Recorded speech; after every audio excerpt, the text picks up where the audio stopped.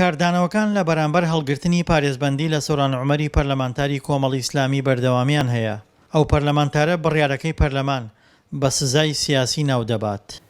ئەگەر یاسا جێبەجێیەکەن هاوکات سێ پەرلەمانتاری تر خۆ هەردادگا داوای هەڵگرتنی پارێزبەندی کردووە بۆ دەنگیان نەدا بەوان، مەگەر ئەوەش دادگا و یاسا داوای جێبەجێکردنی یاسای نەکردووە، کەواتە ئەمە بانێک و دوو هەوا و ئەمە گاڵتەکردنە بە یاسا کە ئەوان کردیان.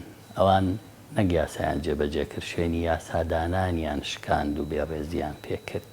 بە دەنگی 57 پەرلەمانتار پارێزبەندی لەسەر سۆران عومەر هەڵگیرا کە تەواوی پەرلەمانتارانی فراکسیۆنی پارتی دەنگیان بە بڕیارەکەدا. بەو پێی سۆران عومەر لەسەر سکاڵای مەسرور بارزانی سەرۆکی حکوومەت لەلایەن دادگاوە داوا کراوە.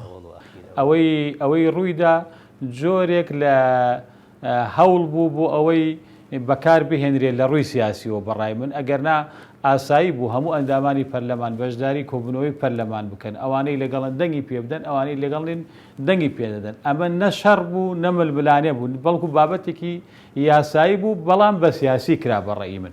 سۆران عومەر چوونە بەردەم دادگا ڕەت دەکاتەوە. پێی وایە دادگا لە ژێر کاریگەری حیزبدایە، بەڵام بەرپرسی لقی 22 پارتی دیموکراتی کوردستان بە شێوەیەکی تر لە مەسەلەکە دەڕوانێت.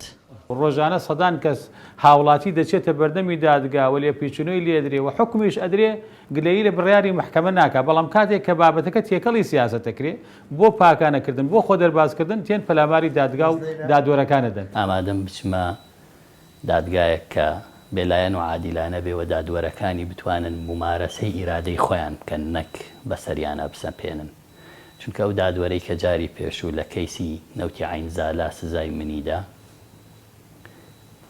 بە ڕێگایەکی تر جوابی بۆ ناردم کە چەند ویژدانی ئازاری داوە کاتێک ئیمزای بڕیارەکەی کردووە، زانیوێتی کە چ کارێکی ناعادیلانەی پێکەن و هیچ دەسەڵاتێکیشی نییە. بەرگریکردنی بەرپرسی لقی 22 گەرمیانی پارتی دیموکراتی کوردستان لە سەروەربوونی یاسا لە کاتێکدایە لەسەر برینداربوونیان لە خۆپیشاندانەکانی مانگی شوباتی ساڵی 2011 نزیکەی 20 کەس سکاڵایان لەسەر خۆی تۆمار کردووە، بەڵام تا ئێستا نەچووەتە بەردەم دادگا. من سکاڵام لەسەر هەیە، هۆکاری نەچوونی سکاڵەکانی سەر من هۆکارەکە سیاسیە نەک یاسایی. کاتی خۆی خۆپیشاندان بووە لە گەرمیان، لە ئەنجامی ئەو خۆپیشاندانە خەڵکێک شەهید بووە، برینار بووە، من نە چەکم پێ بووە نە ڕوبەڕووی خۆپیشاندار بوومەوە، بەڵام وەکو بەرپرسێکی سیاسی لە مۆنتەقە سکاڵا لە من کراوە. ئەگەر کێشەکە پەیوەندی بە خودی منەوە هی هەر هاوڵاتێک بێ ئیمڕۆ ئەچمە بەردەم دادگا، بەڵام ئەو بابەتە بابەتی ململانەیەکی سیاسی بەردەم ئۆپۆزیسیۆنی ئەو کاتە بوو بۆ گوشارخستنە سەر پارتی دیموکراتی کوردستان. هەڵگرتنی پارێزبەندی وەکو دۆسەیەکی پەیوەندیدار بە پەرلەمانتارێک نەماوەتەوە، بەڵکو ناکۆکی لە نێوان پارتی لەلایەک و فراکسیۆن و حیزبەکانی تر لە لاکەی تر دروست کردووە. دڵشاد ئەنوار، دەنگی ئەمریکا، گەرمیان.